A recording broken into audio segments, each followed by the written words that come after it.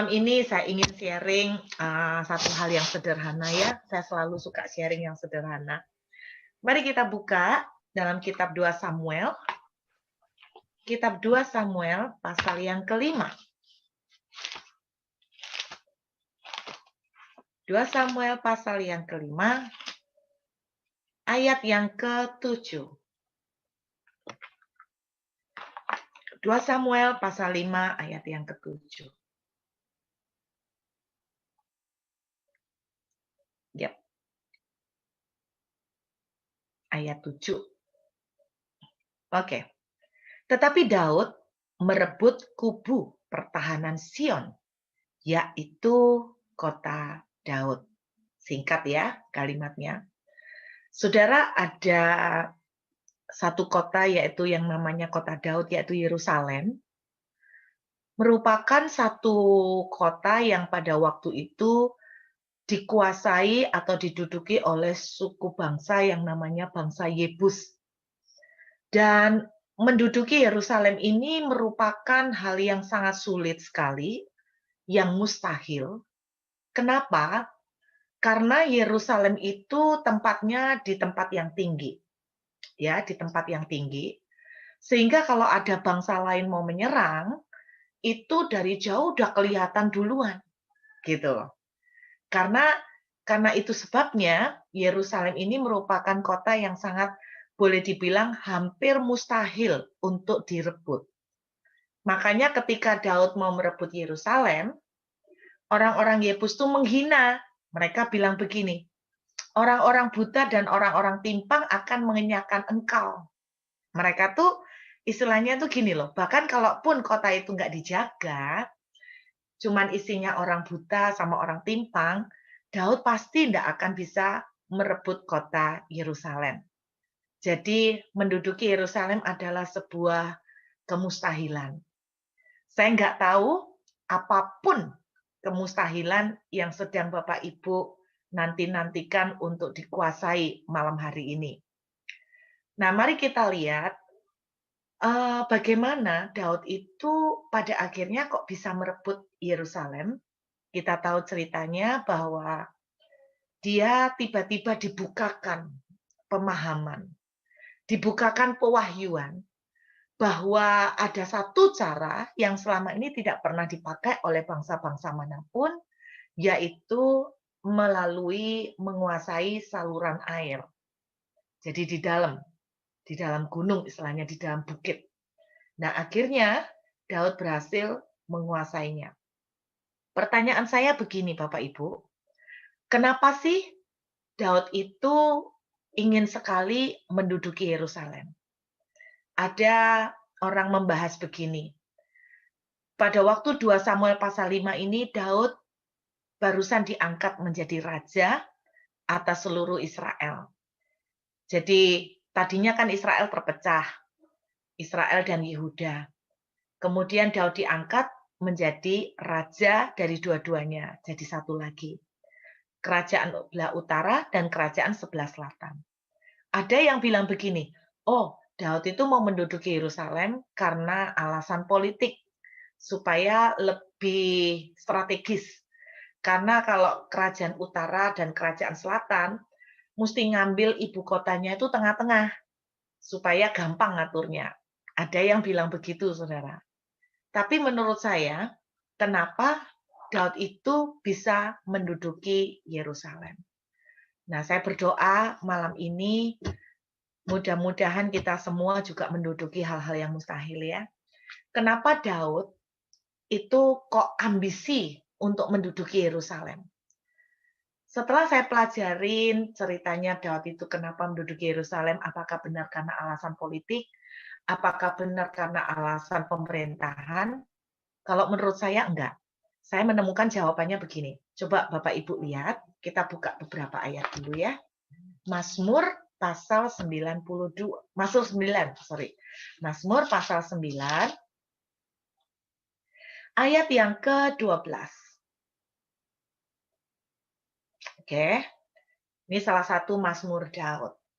Ya. Daud itu membuat Mazmur, Saudara harus tahu, Daud itu membuat Mazmur sejak jauh sebelum dia itu menjadi raja. Jadi ketika dia dalam pelarian, ketika dia masih menggembalakan 2-3 ekor kambing, domba, Daud itu sudah bermazmur. Kita lihat ya ayat 12. Bermazmurlah bagi Tuhan yang bersemayam di Sion. Beritakanlah perbuatannya di antara bangsa-bangsa. Jadi Daud itu ngomong, ternyata Tuhan itu tinggalnya di Sion. Daud bilang begitu. Tuhan bersemayam di Sion. Mari kita lihat lagi Mazmur pasal yang ke-14. Ayat yang ke-7. Banyak sekali ya saudara ayatnya, tapi kalau dibuka semua banyak banget. Ya, datanglah kiranya dari Sion keselamatan bagi Israel. Apabila Tuhan memulihkan keadaan umatnya, maka Yakub akan bersorak-sorak, Israel akan bersuka cita. Amin. Jadi menurut Daud, Tuhan itu bersemayam di Sion. Menurut Daud, Sion itu adalah pusat pemulihan. Sion itu adalah pusat keselamatan bagi Israel. Ada satu lagi ayat yang sangat-sangat jelas. Mazmur 132. Jadi kenapa Daud berambisi untuk menduduki Yerusalem? Mazmur 132 ayat yang ke-13.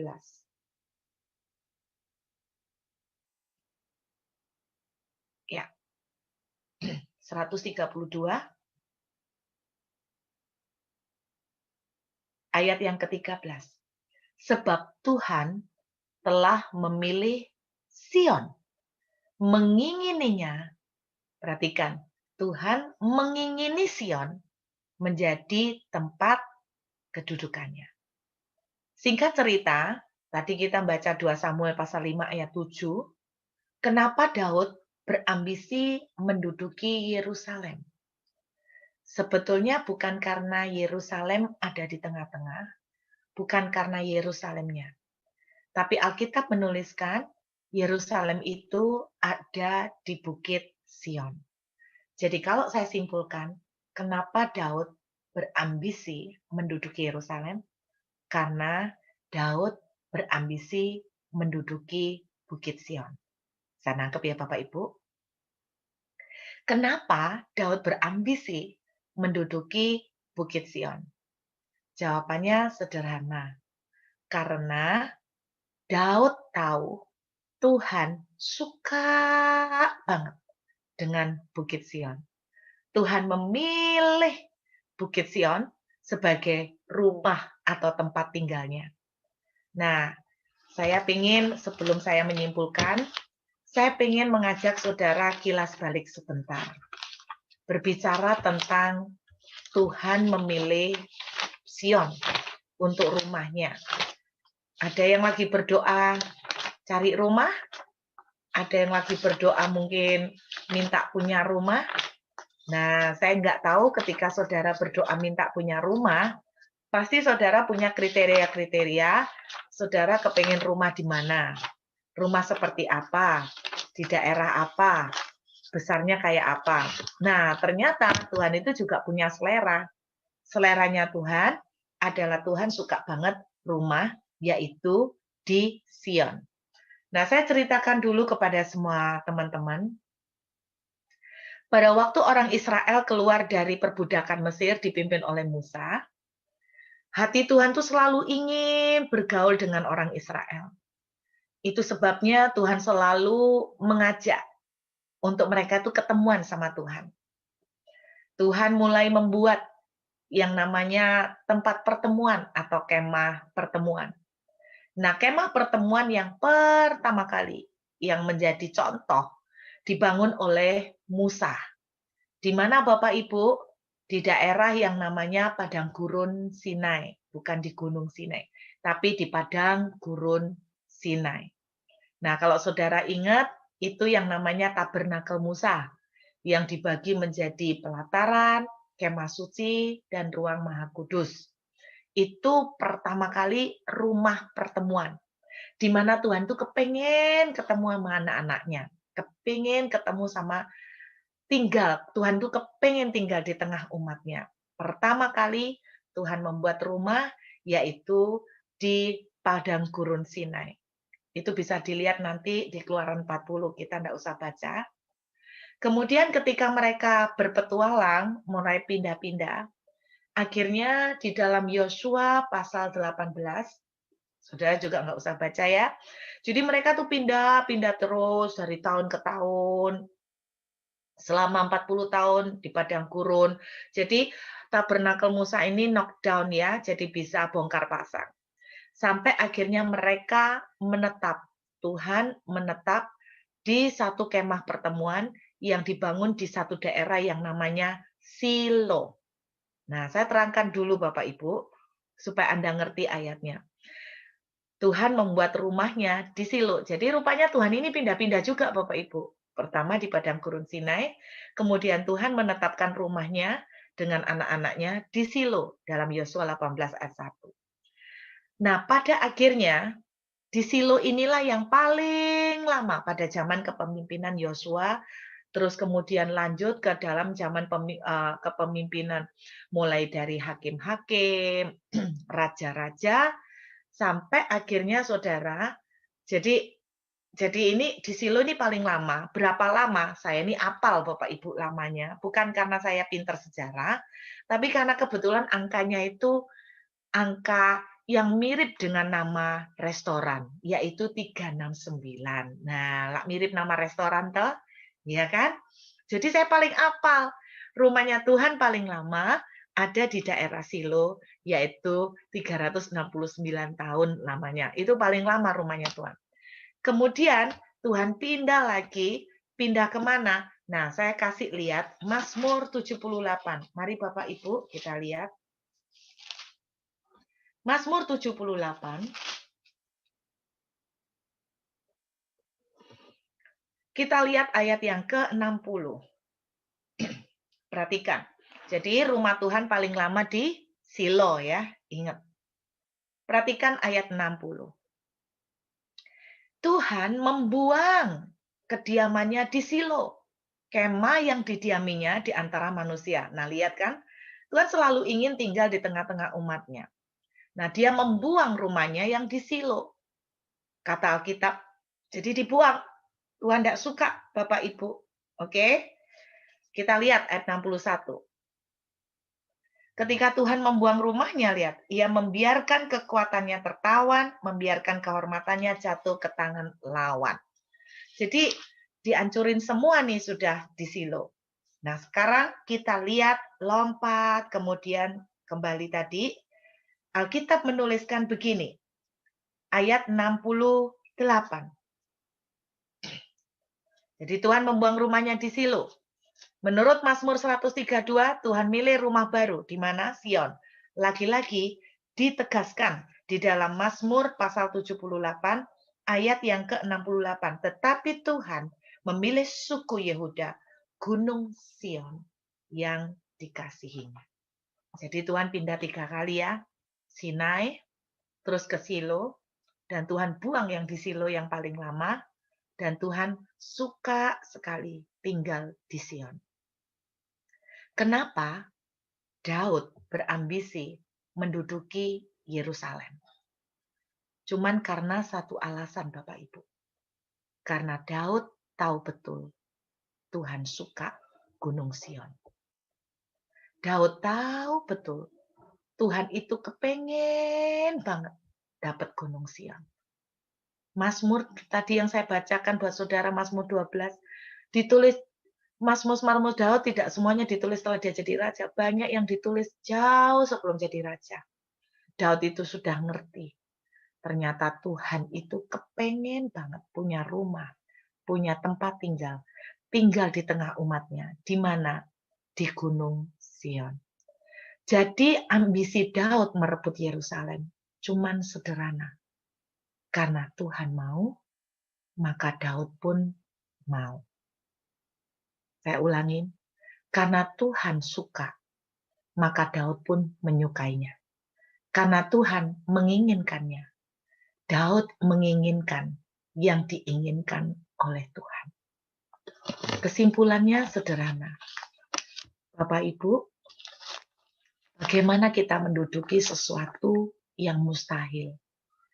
Sesuatu yang nggak masuk akal, yang secara manusia impossible. Sederhana.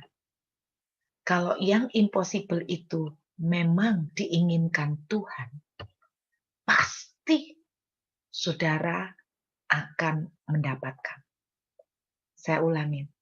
Kalau yang impossible itu memang Tuhan mau, maka saudara akan mendudukinya. Saya kasih contoh. Lalu Bu Ruth, apa dong yang diinginkan Tuhan? Saya ini kepengen pekerjaan saya ini berkembang. Apakah itu yang Tuhan inginkan?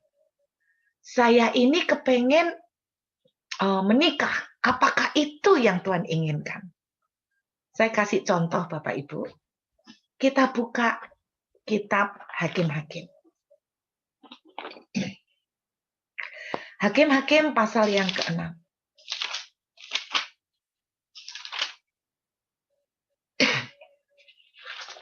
Hakim-Hakim pasal 6 ayat yang ke-12.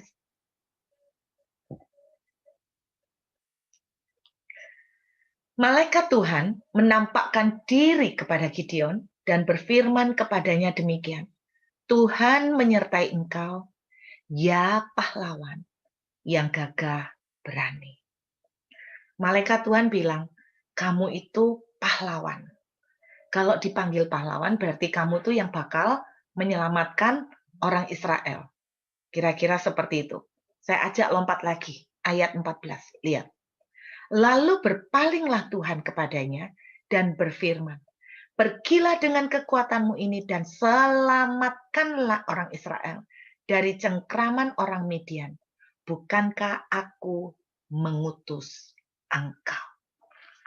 Tuhan kepingin Gideon pergi, diutus untuk menyelamatkan orang Israel. Saya berusaha pelan-pelan ya Bapak Ibu. Nah, saya mau bicara tentang janji Tuhan. Di antara Bapak Ibu yang malam ini ikut Zoom, pasti ada yang sedang menunggu janji Tuhan. Janji soal keuangan, janji soal pekerjaan, janji soal anak-anak, apapun. Beberapa minggu yang lalu, saya mendapatkan pengertian baru tentang janji Tuhan. Saya kasih contoh, Bapak Ibu dengarkan. Saya kasih contoh ilustrasi biar nangkep ya. Misalnya saya kasih contoh Bu Esther nih, Bu Esther. Bu Esther, saya janji nih. Nah, Bu Esther tuh enggak minta, saya sendiri yang janji. Bu Esther, saya janji nanti kalau perbatasan sudah dibuka, saya balik Surabaya. Saya janji nih Bu Esther. Bu Esther tak bawain vitamin yang banyak sak koper. Nah, karena di sini murah-murah Bu Esther. Tak bawain vitamin yang banyak sak koper. Mulai dari A sampai Z, komplit. Nah, vitamin A sampai Z. Mau tulang kek, mau buat mata kek, mau buat darah kek, mau buat jantung, tak beliin satu koper khusus buat Bu Esther. Itu saya janji. Saya kasih contoh. Bapak Ibu, kalau saya janji ke Bu Esther, saya akan membelikan dia vitamin yang banyak. Saya mau tanya, Bu Esther minta enggak? Enggak kan? Saya yang janji kan? Betul? Nah, saya mau tanya sama Bu Esther. Kalau misalnya, maupun teman-teman yang lain, saya janji membawakan vitamin. Pertanyaan saya gini, siapa yang sibuk kulaan vitamin nanti? Bu Esther atau saya? Nanti yang kulaan vitamin itu siapa? Ya saya dong. Masa Bu Esther yang kulaan? Ini gimana toh? Wong saya yang janji, masa Bu Esther yang kulaan? Bingung cari vitamin dipenuhno satu koper. Ya konyol kan? Bisa nangkep kan? Saya yang harus nyiapkan vitamin. Betul ya? Bapak Ibu dengarkan. Ketika Tuhan berjanji, misalnya janji Tuhan, Esther, Aku akan memberkati kamu berlimpah-limpah pekerjaanmu, Esther. Saya mau tanya, berarti yang sibuk nyiapkan berkat berlimpah-limpah itu Bu Esther apa Tuhan? Ya Tuhan dong. Betul? Tetapi berapa banyak saudara sama saya ketika terima janji Tuhan, yang sibuk nyiapkan vitamin, yang sibuk nyiapkan berkat berlimpah, bukan Tuhan, tapi saudara dan saya. Konyol kan? Betul nggak? Konyol toh? Ketika Tuhan berjanji, anakku, aku akan memberkati anak-anakmu semuanya sekolah sampai tuntas. Makanya saya tanya, berarti yang sibuk nuntaskan sekolah anak saya atau Tuhan? Tuhan dong. Betul ya? Cuman bedanya kalau saya janji sama Bu Esther, saya bisa ingkar janji.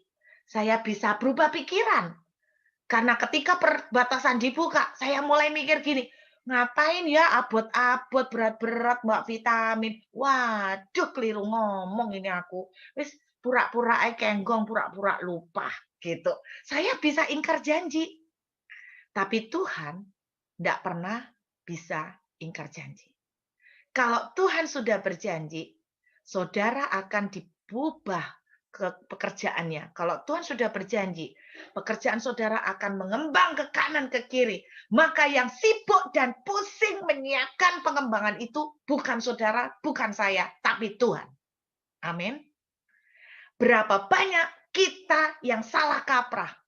Tuhan janji, anakku, aku akan mengembangkan kau ke kanan ke kiri. Kitanya sibuk pakai kekuatan sendiri untuk mengembangkan ke kanan ke kiri. Terus kok nggak dapat-dapat, kok nggak berkembang-berkembang. Akhirnya stres kita berkata begini, Tuhan nggak menepati janji. Loh, Tuhan itu kan bilang aku tuh janji. Lah kamu sibuk sendiri karepmu, sakarepmu dewe. Nah, aku janji, saya kan janji sama Bu Esther border dibuka, saya akan bawa vitamin. Ya tunggu border dibuka kan? Istilahnya gitu. Masa Bu Esther gupoy kulaan vitamin dari Surabaya dimasuk no koper sendiri. Wah, burut menepati janji. Konyol. Dengar ya. Kalau Tuhan sudah berjanji pada Bapak Ibu, Tuhan yang akan sibuk mempersiapkannya. Tuhan yang akan sibuk mengaturnya. Amin, saudara. Kalau Tuhan sudah berjanji, berarti Tuhan yang mau, betul nggak? Kayak saya tadi, saya janji sama Bu Esther, mau tak bawain vitamin, berarti itu mau saya. Inisiatif saya. Nah, kalau saya yang mau, dengarkan. Kalau Tuhan yang mau, bukankah Daud menginginkan Yerusalem karena dia tahu itu Tuhan mau. Kalau Tuhan yang mau, dengarkan. Sekalipun itu impossible, akan terjadi.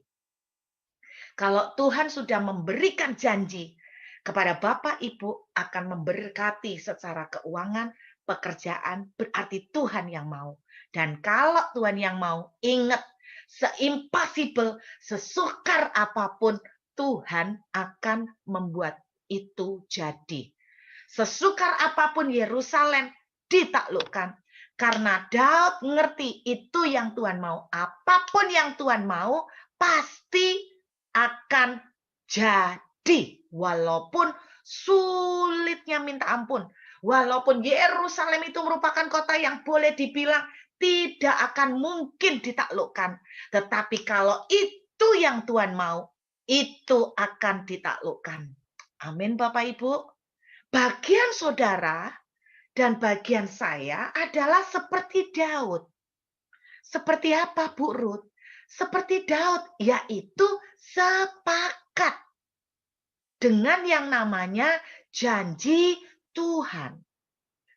Saya berdoa malam ini buat semua teman-teman yang sedang di dalam masa menantikan janji Tuhan. Saudara, bagian Bapak, Ibu, dan saya, Anda tidak usah sibuk nyiapkan vitamin. Bu Esther tidak usah sibuk nyiapkan vitamin lalu dibikinkan satu koper. Tidak perlu. Itu urusan saya. Bagian Bu Esther adalah percaya dan sepakat.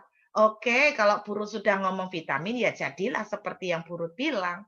Tapi sekali lagi, kalau burut bisa melanggar janji. Kalau Tuhan, dia tidak mungkin lalai. Kalau Tuhan sudah bilang vitamin, vitamin. Kalau Tuhan sudah bilang pemulihan, pemulihan. Amin Bapak Ibu. Apa yang terjadi pada Gideon? Tuhan bilang begini, Gideon, kamu pergi menyelamatkan bangsa Israel. Kamu akan memimpin mereka untuk menolong mereka menang. Nah, itu Tuhan ngomong. Ingat ya, kalau Tuhan ngomong, Tuhan janji, Tuhan yang punya mau. Dan kalau Tuhan yang punya mau, pasti walaupun mustahil akan terjadi. Dan kalau Tuhan yang punya mau, dia yang sibuk ngurusin. Amin Bapak Ibu. Dia yang sibuk ngatur. Dia yang sibuk menyiapkan. Bagian Bapak Ibu dan saya adalah sepakat. Mari kita lihat contoh sepakat seperti Gideon. Lihat ya, ayat 15. Perhatikan, ini contoh orang tidak sepakat. Tuhan ngomong, Gideon, pergilah. Selamatkan orang Israel. Loh, kalau Tuhan udah ngomong selamatkan orang Israel, ya pasti akan selamat dong. Ya toh? Aku mengutus kamu, pergilah. Perhatikan ayat 15 dari Hakim-Hakim 6, ayat 15. Tetapi jawab Gideon kepada Tuhan, lihat. Ah Tuhan, dengan apa akan kuselamatkan orang Israel? Ketahuilah kaumku yang paling kecil di antara suku Manasye. Dan aku pun paling muda di antara kaum keluargaku. Ini orang gak sepakat. Itu kan lucu toh Bapak Ibu. Masuk saya janji sama Bu Esther gini. Bu Esther, nanti border dibuka. Saya akan bawakan Bu Esther vitamin yang banyak. Sebanyak koper, 1 koper. Terus Bu Esther jawab gini. Ah Bu Ruth, siapakah saya ini? Apakah saya sanggup mendapatkan vitamin 1 koper? Nah, konyol kan? Konyol, bener nggak? Bu Esther percaya, buat saya gampang untuk memberikan vitamin 1 koper.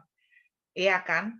Daripada saya menjanjikan Bu Esther tak bawain menara Eiffel. Ya itu kan nggak mungkin. Tapi kalau saya janji, Bu Esther tak bawain vitamin 1 koper. Nah masa jawabannya Bu Esther, ah Bu Ruth, apakah kemampuanku untuk mendapatkan vitamin 1 koper? Nggak sanggup aku. Ya ampun, Tuhan itu loh. Kan kita ini konyol loh. Kita ini bisa ketawa, tapi itu yang terjadi pada kita. Coba lihat lagi. Lihat lagi ayat 16. Nih Tuhan bilang apa? Berfirmanlah Tuhan kepadanya. Tetapi Gideon, aku yang menyertai kamu. Aku sih bareng kamu. Sebab itu engkau akan memukul kalah orang Midian itu sampai habis. Bahasanya Tuhan itu gini loh.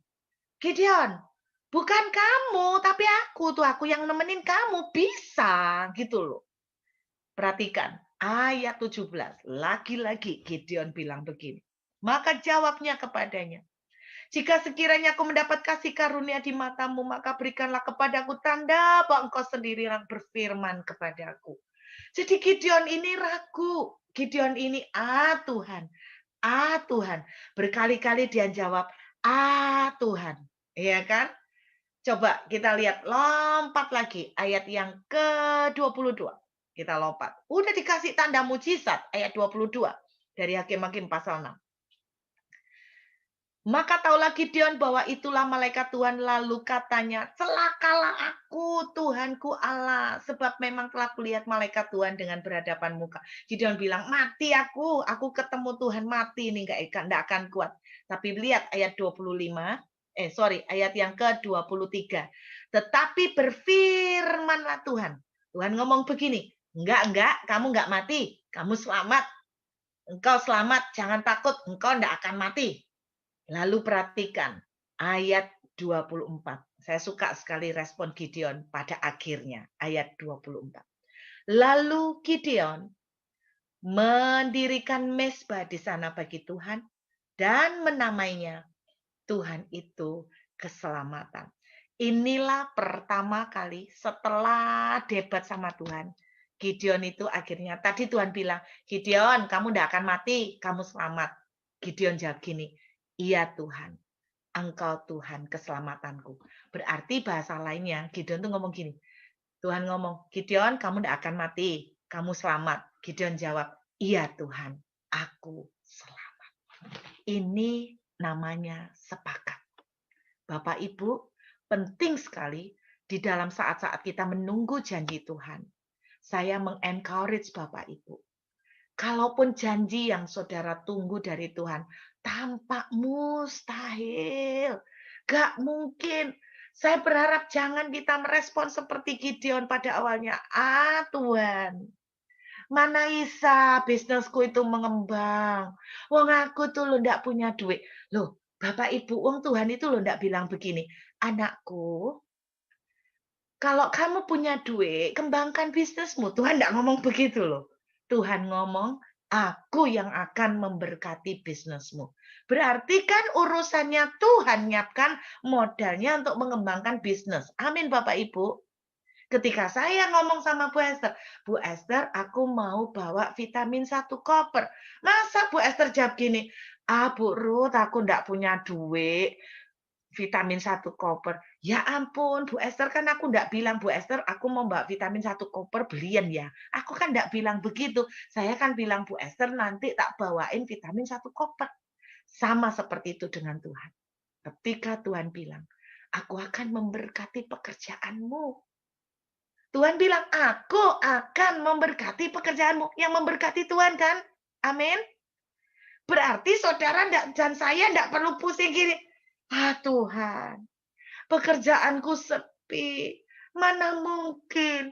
Bisakah itu terjadi? Bapak Ibu, ketika Daud bisa belajar sepakat dengan Tuhan, hasilnya sungguh sangat luar biasa. Saya ingin menyemangati Bapak Ibu. Apapun janji Tuhan yang Bapak Ibu rindukan, belajarlah salah satu penghalang terbesar penggenapan janji Tuhan adalah keraguan. Tetapi salah satu pendukung terbesar penggenapan janji Tuhan adalah sepakat dengan Tuhan. Kalau Tuhan bilang, anakku, kamu akan melewati COVID ini dan akan menang. Walaupun belum ada vitamin itu di depan mata. Amin Bapak Ibu. Walaupun Gideon belum melihat kemenangan di tangannya atas bangsa Midian. Tetapi Gideon belajar berkata, iya Tuhan, aku selamat. Engkaulah yang menjadi penyelamat kami. Saya mengajak Bapak Ibu belajar untuk membangun iman. Ketika Bapak Ibu menunggu janji Tuhan soal anak-anak. Jangan katakan, kok border tidak dibuka-buka. Apa bisa ya Bu Ruth itu beli vitamin 1 koper? Saudara, saking saya tidak tahu. Kalau saya tahu, saya bisa jengkel sama Bu Esther. Apalagi kalau Bu Esther bolak-balik ngomong gini. Bu Ruth, isa tak Bu Ruth. Terus nanti gak lama lagi telepon.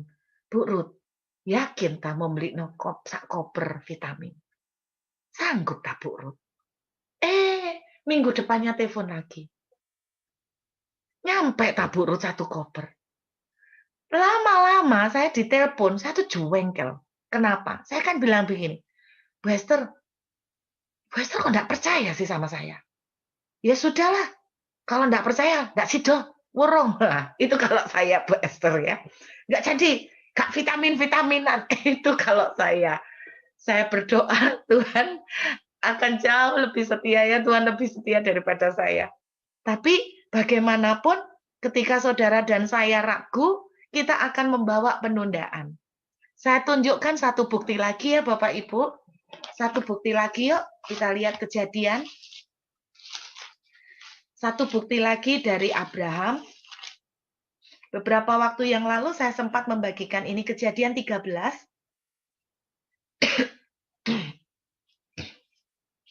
Ayat 16. 13 ayat 16.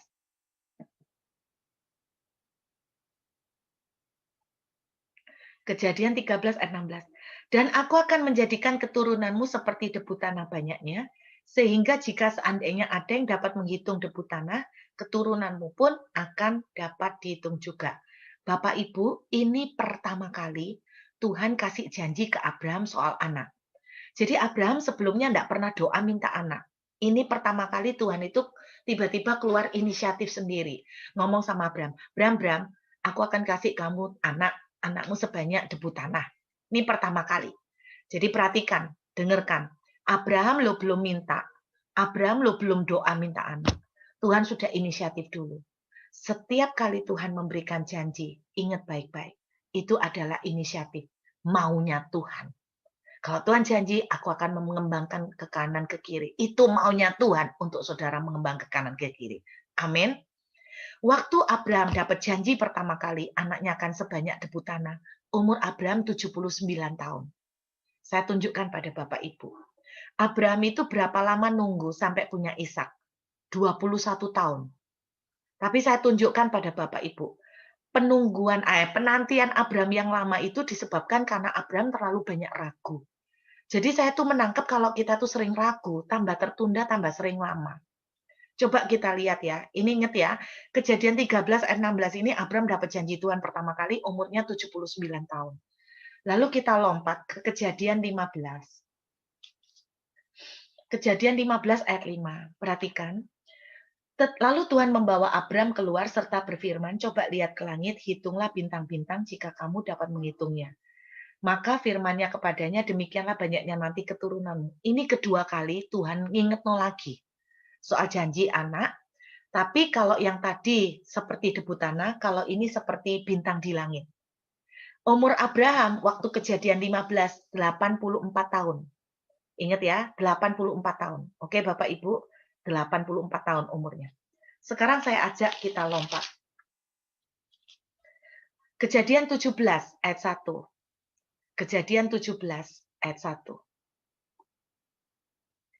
Ketika Abraham berumur 99 tahun, maka Tuhan menampakkan diri kepada Abraham dan berfirman kepadanya, Akulah Allah yang Maha Kuasa, hiduplah di hadapanku dengan tidak bercelah. Abraham umur 99. Sebentar ya. Tadi pertama kali janji anak seperti debu tanah umur 79. Lalu janji kedua seperti anak seperti bintang di langit umur 84.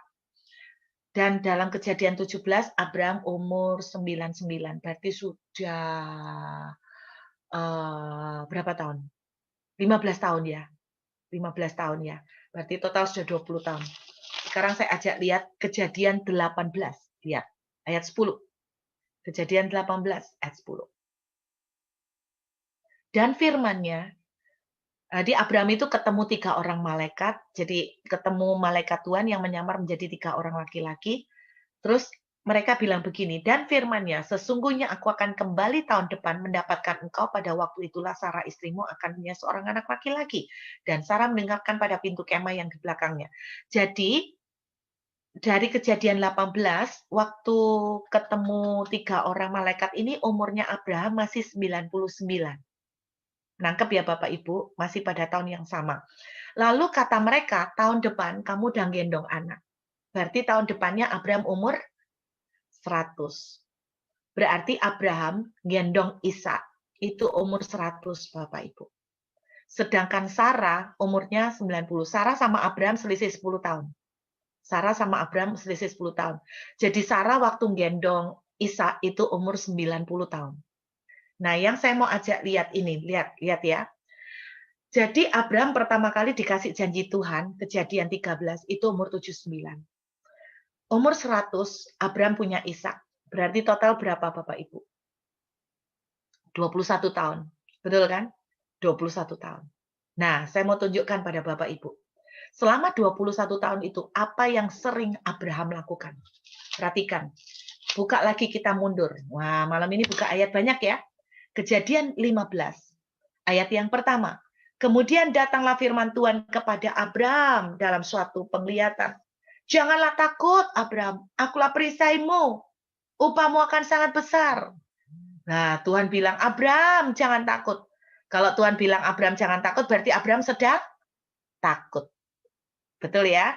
Abraham takut kenapa? Jawabannya di ayat 2. Abraham lagi takut apa, Bu Ruth? Abraham tuh menjawab, ya Tuhan Allah, apakah yang akan kau berikan kepadaku? Karena aku akan meninggal dengan tidak mempunyai anak. Dan yang akan mewarisi rumahku ialah Eliezer, orang Damsyik itu. Jadi Abraham itu sedang takut. Takut apa? Soal anak. Dia itu takut mati, tidak ada pewarisnya. Nah, lihat nih. Berarti Abraham lupa dong. Padahal 5 tahun sebelumnya, di dalam Kejadian 13, bukannya Tuhan tadi udah janji, Abraham, aku akan kasih kamu anak sebanyak debu tanah. Berarti Abraham tuh lupa. Bapak Ibu dengar. Seringkali saking sulitnya apa yang kita doakan. Seringkali saking mustahilnya yang kita tunggu dari Tuhan. Kita tuh sampai lupa dengan apa yang Tuhan janjikan. Abraham itu melihat kenyataan tambah tua. Ragu. Kita lihat lagi. Kejadian 16. Ayat 2. Berkatalah Sarai kepada Abraham, engkau tahu Tuhan tidak memberi aku melahirkan anak. Karena itu baiklah hampiri hambaku itu. Mungkin oleh dialah aku dapat memperoleh seorang anak. Lihat nih. Ada apa ini? Ragu. Sarai bilang begini.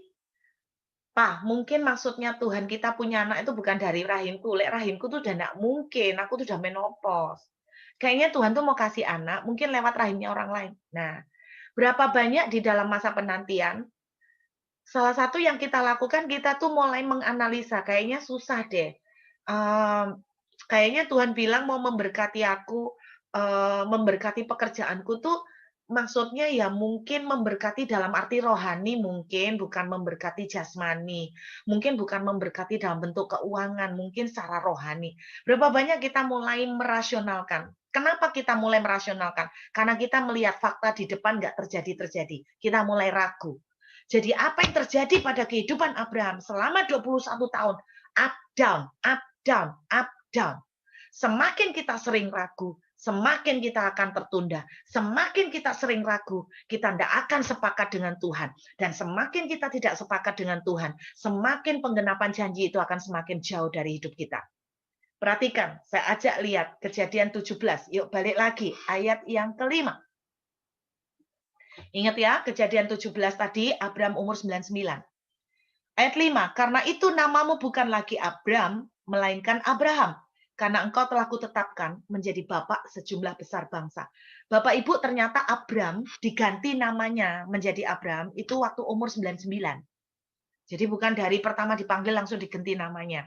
Jadi umurnya 99 baru diganti nama. Nah, saya ajak Bapak Ibu kita ngitung ya. Kita ngitung. Abraham waktu umur 99 namanya diganti. Terus umur 100 tahun Abraham megang atau gendong Ishak. Berarti 1 tahun ya. Hamil itu berapa lama toh proses kehamilan? 9 bulan, betul ya? 9 bulan. Berarti sejak Abraham diganti namanya, umur 99 diganti namanya, jadi Abraham 3 bulan kemudian, betul ya? 3 bulan sejak namanya diganti, Sarah hamil. Saya kasih tahu apa yang terjadi selama 3 bulan. Kok cepet banget?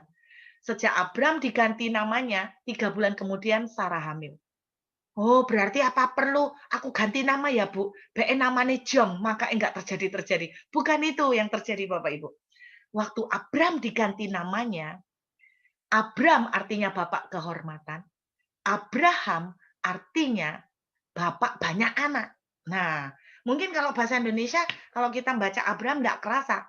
Bapak Ibu sekarang coba lihat. Abraham, tak ganti namamu, Bapak banyak anak. Bukan lagi Bapak kehormatan. Tetangganya datang. Pak Abraham. Jangan panggil aku Bapak kehormatan lagi. Namaku harus diganti. Aku harus ganti nama. Ganti nama siapa, Pak? Bapak banyak anak. Loh, Bapak harus punya anak, tak? Belum. Tapi aku harus diganti namanya. Bapak banyak anak. Setiap kali ketemu orang. Siapa namanya, Pak? Bapak banyak anak. Wah, anak Bapak banyak ya? Belum. Mari gini, Bapak banyak anak. Anda lihat apa yang terjadi? Selama 3 bulan, Abraham mengubah perkataannya. Bisa nangkep, saudara? Ngomong terus, Bapak banyak anak.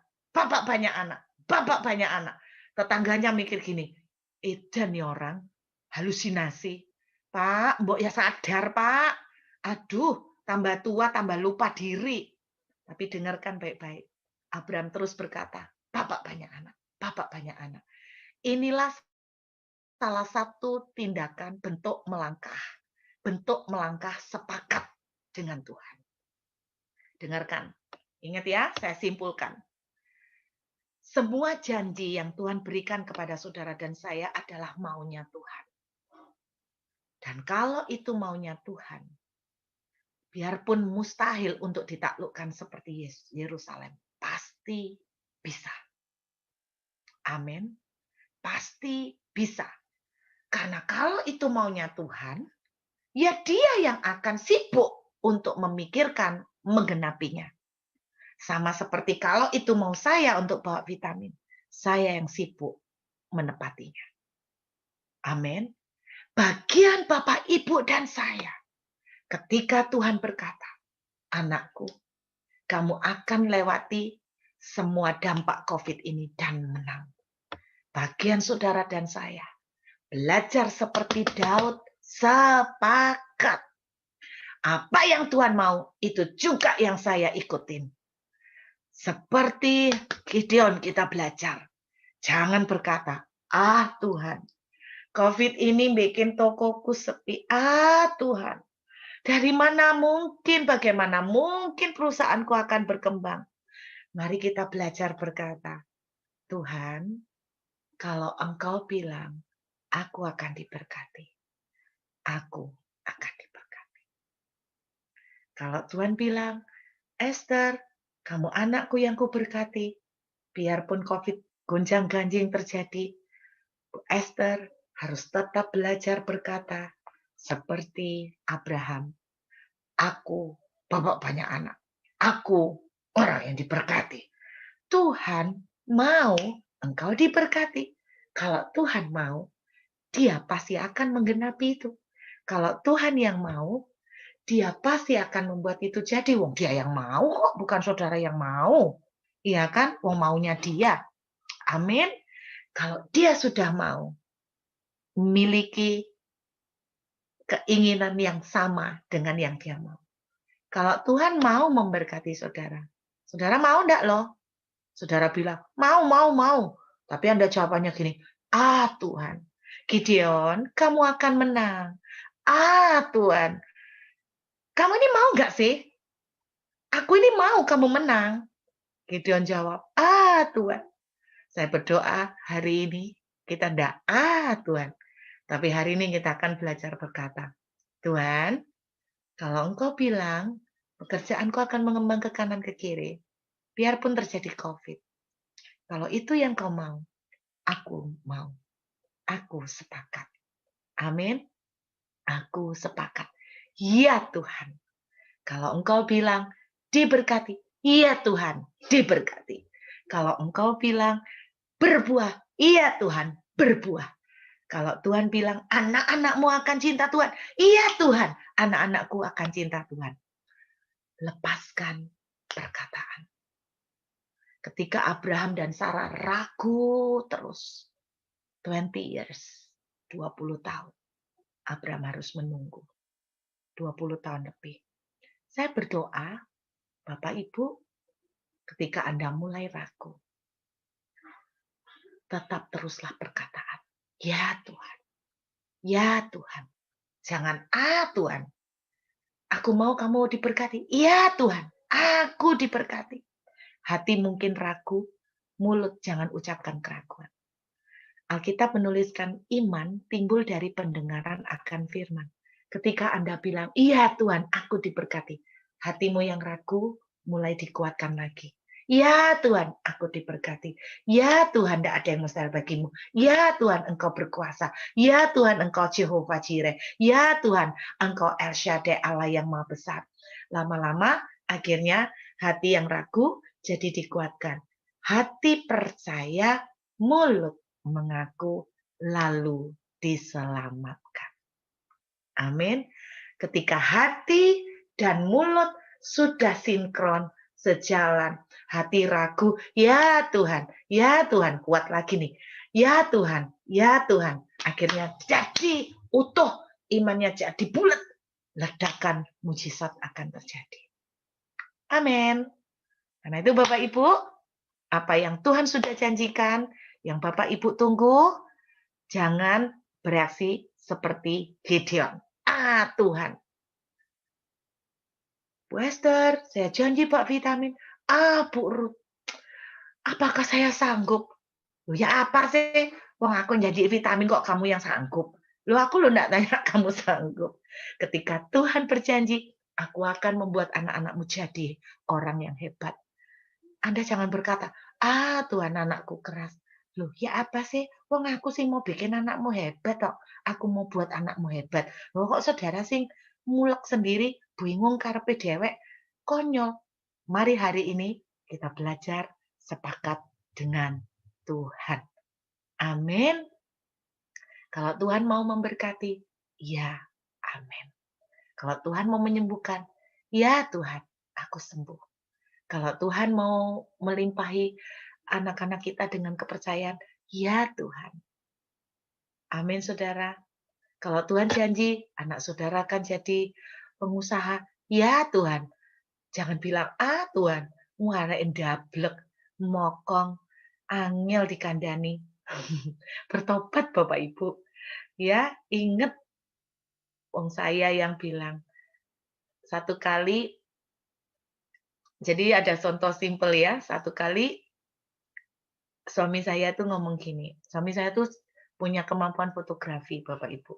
Punya kemampuan fotografi. Waktu anak saya kemarin 17 tahun, kita kan nggak pesta, nggak perayaan.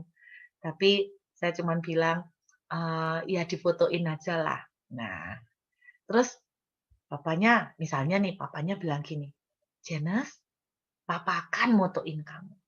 Nah, saya tahu betul, anak saya tahu betul, papanya pinter moto, papanya pinter editing foto.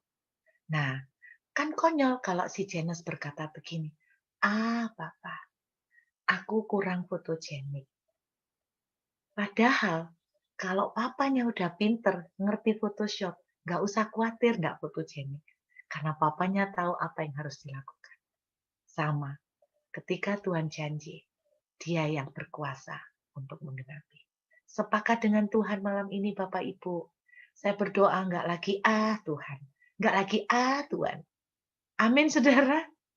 Kalau Tuhan udah janji, properti saudara laku, biarpun semua keadaan sepi, ya sudah. Kalau Tuhan bilang, aku akan membuat propertimu laku.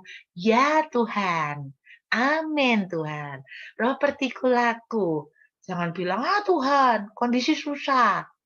Kok kamu yang bingung, wong Tuhan yang bikin laku kok kita yang bingung. Bisa nangkep ya Bapak Ibu? Bagian Bapak Ibu dan saya. Sepakat. Amin. Sepakat. Yuk kita sembahyang. Pak Eko, boleh nyanyi satu pujian Pak Eko? Tuhanku berkuasa. Ini ya. Kita nyanyikan pujian ini. Jadi deklarasi iman.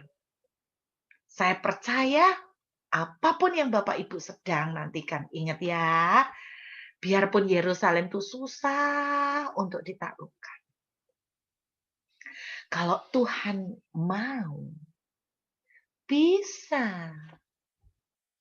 Jadi Daud itu bisa naklukkan Yerusalem bukan karena Daud hebat, tapi Tuhan yang bocorin. Caranya mesti lewat saluran air. Kalau Tuhan yang janji, Tuhan yang bocorin caranya. Bahkan Tuhan sendiri yang melakukan dengan caranya. Mari Pak Eko kita nyanyikan refrennya aja. Tuhanku berkuasa. Oh, Pak Eko nggak bisa buka. Bentar. Oke, Pak. Lagunya gimana, Bu? Tuhan berkuasa. Tuhanku berkuasa, sanggup melakukan segala perkara itu, Pak. Bentar. Kayak apa lagunya? Coba lagunya gimana? Ya, Bu Ruth yang nyanyi. Enak Coba sekali. Bu Ruth nyanyi. Oh, Bu Ruth, bentar Bu Ruth. Dibuka Bu Ruth. Bu Ruth, buka Bu Ruth mic-nya. Bisa dibuka. Ya. Ayo Bu, suara Ibu yang cantik. Ayo, Ayo, lagunya apa? yuk. Kita Bernie, katakan Bernie. dengan iman percaya ya Bapak Ibu. Saya mau tanya, saya melihat dari Zoom di sini. Video Bapak Ibu yang tidak dibuka, tidak kelihatan wajahnya. Siapa yang sedang menunggu janji Tuhan? Tolong angkat tangan. Wah, semuanya. Saya mau tanya, siapa yang seperti Abraham ragu-ragu terus karena melihat sulit? Selain saya. Bu Burut ragu-ragu. Iya, saya juga manusia normal Bapak Ibu. Tapi dari situ saya belajar. Gara-gara Abraham terlalu banyak ragu-ragu. Akhirnya masa penantian menjadi semakin panjang. Mulai malam ini berhenti berkata, ah Tuhan. Mulai malam ini berkata, iya Tuhan. Yuk sama-sama kita nyanyikan. Tuhanku berkuasa untuk melakukan perkara yang besar yang Dia ajaib bagiku. Amin, amin, Tuhanku berkuasa amin. untuk memberikan kemenangan besar di dalam hidupku. Sekali lagi kita katakan dengan iman. Tuhanku berkuasa untuk melakukan Amin, perkara yang besar yang Amin. ajaib bagiku. amin. Tuhanku berkuasa untuk memberikan kemenangan besar di dalam hidupku.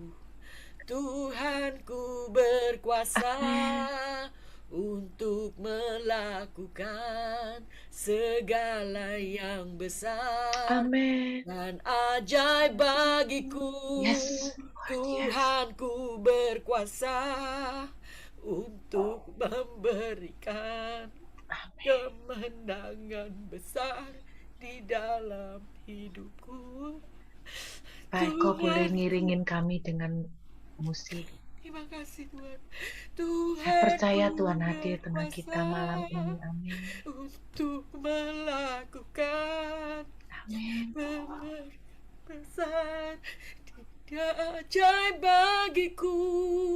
Tuhanku berkuasa untuk melakukan Amin. kemenangan besar di dalam hidupku.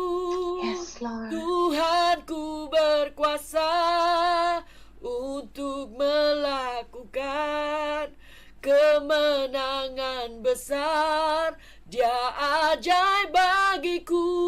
Yes, Lord. Tuhanku berkuasa untuk memberikan kemenangan besar di dalam hidupku.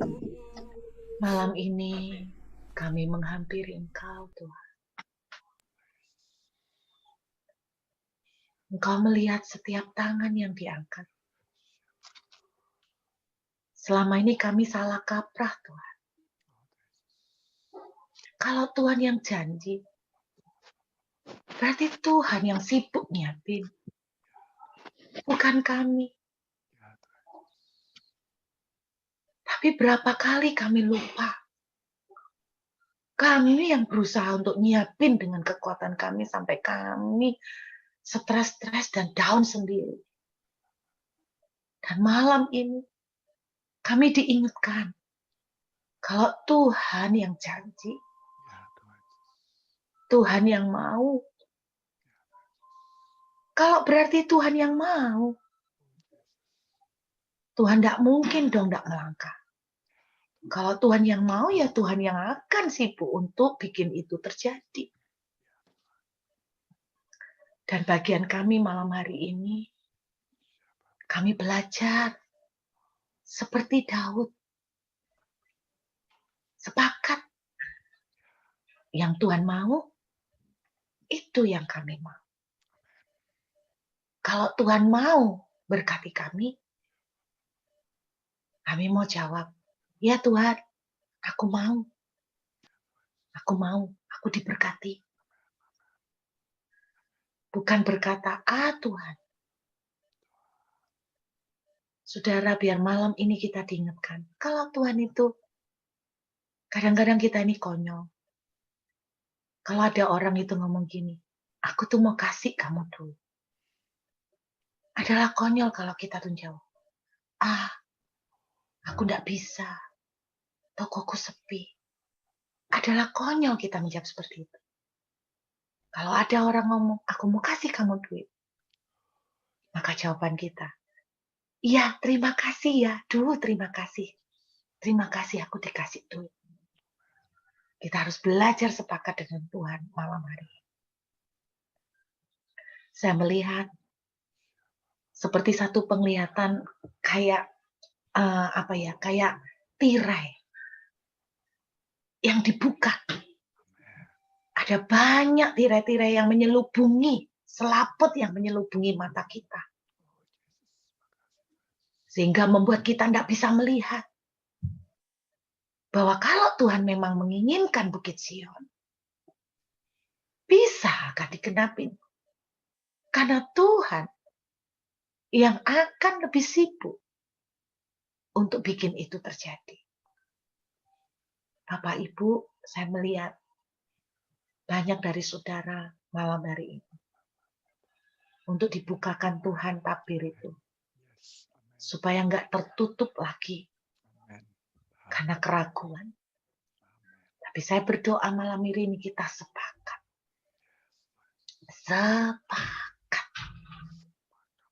Pak Eko, Tuhan akan membangunkan sebuah tempat bagimu. Saya tidak tahu tempat apa. Itu muncul begitu saja, Pak Eko. Sebuah tempat bagimu. Kalau Tuhan yang membangunkan, ya itu urusannya Tuhan. Pak Eko jangan bilang, Tuhan aku tidak punya tabungan. Tuhan tidak tanya. Tuhan tidak bilang aku mau bangunkan tempat dengan pakai tabungan. No. Tuhan bilang aku yang bangunkan tempat untukmu.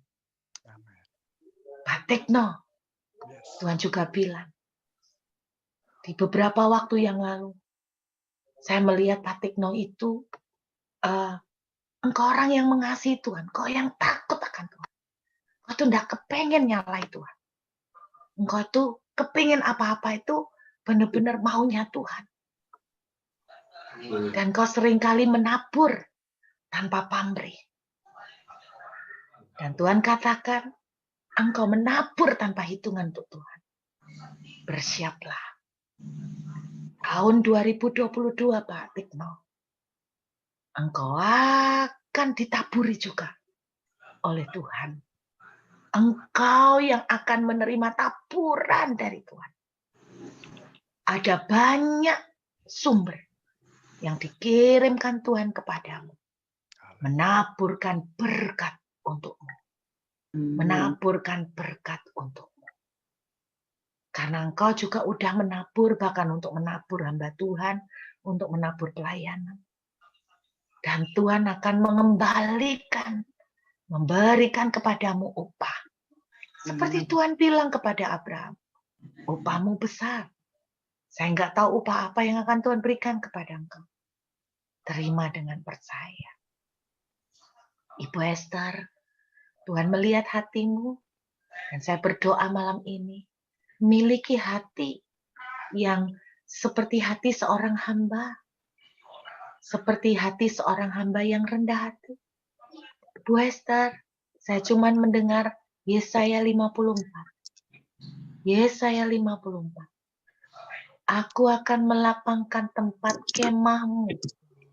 Saya nggak tahu apa yang Tuhan akan lakukan itu. Terima aja dengan percaya.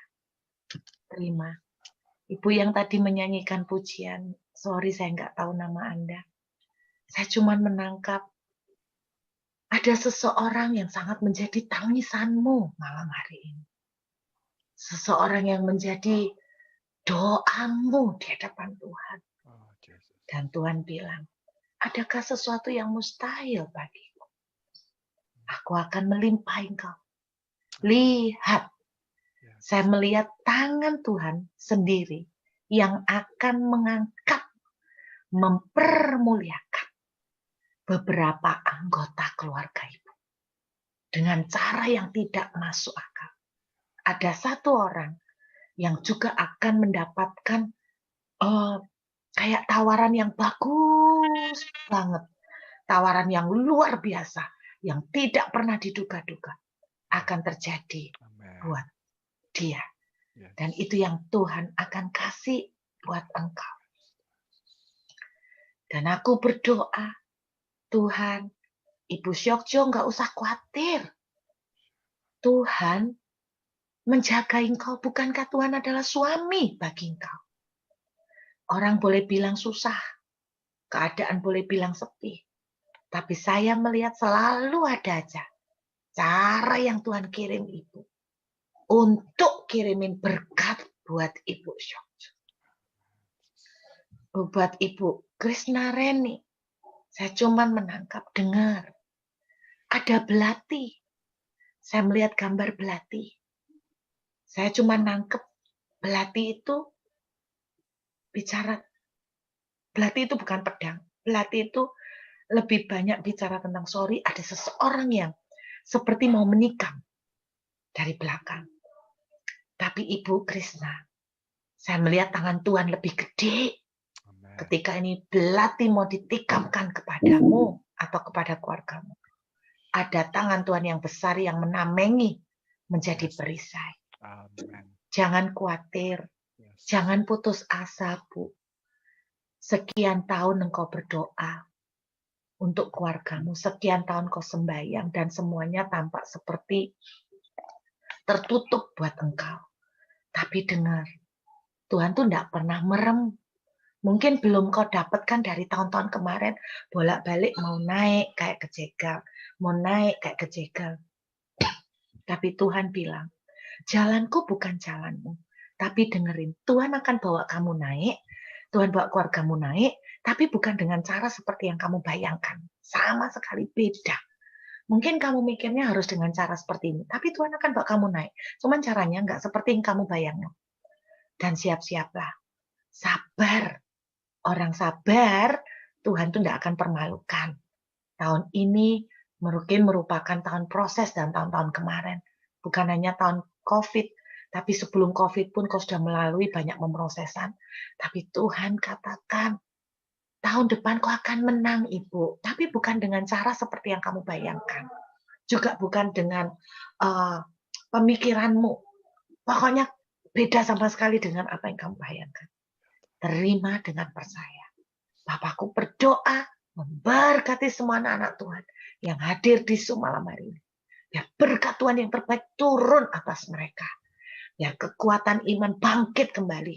Ajari kami Tuhan untuk belajar sepakat, belajar mempercayai Tuhan, dan belajar berkata, iya Tuhan, aku mau yang kau mau. Aku ingin yang kau inginkan. Terima kasih Bapak. Menteraikan firman-Mu jadi kekuatan bagi kami. Segala kemuliaan, pujian, hormat hanya untuk nama Yesus selama-lamanya. Haleluya. Amin.